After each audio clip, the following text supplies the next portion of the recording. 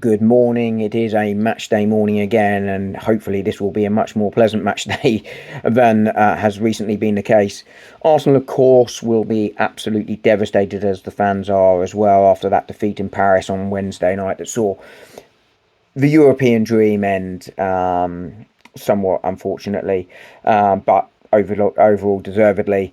And Arsenal will continue the humbling a little bit at the weekend at Anfield. They will, as tradition dictates, provide Liverpool the guard of honour to celebrate their um, title-winning success this season.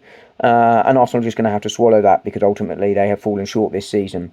But what I do think they need to do is make sure that they get 2 wins from these next 3 games because, as I've said repeatedly, I think second is important. And Arsenal's form at the end of the season is probably the one thing that worries me most about this season. I think this season has kind of been what it's been, but I think the end would be alarming if Arsenal were to slide out of the top two. And Manchester City are on the coattails of us. And if we were to fail to win 2 out of these 3 games, there is the potential we could finish, well, not just third, but lower than that. But City are the ones I'm worried about at the moment, for sure. Arsenal, I thought, got the mentality spot on actually on Wednesday. I thought they looked up for the game. They looked really invested in the game. You could sort of see the intensity in their play, and it's the intensity I've been sort of calling for most of the season. I understand to a extent why it hasn't happened. When you've got so many players out and so few options to choose from, you want to lower the intensity to protect the players that are there. But Wednesday was real high intensity, and we're going to need that. Anfield is going to be bouncing, and Arsenal are going to have to play in a similar manner to the one they did against PSG.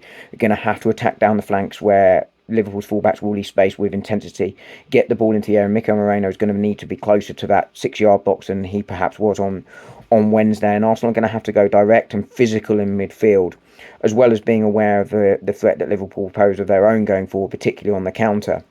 And Arsenal's mentality probably in recent games in the Premier League hasn't been right. It is 1 win in 5, and that's obviously not good enough, which sort of leads us into this situation.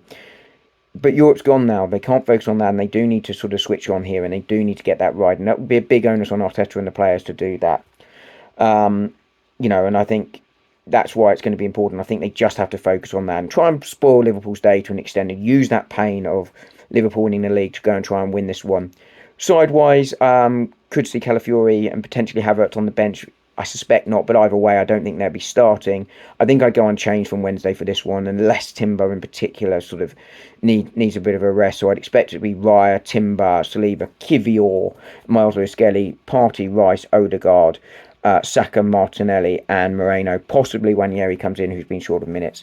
I think this will be 2-2, but as always, let me know what you think in the comments, and I'll speak to you after the game. Thanks. Bye.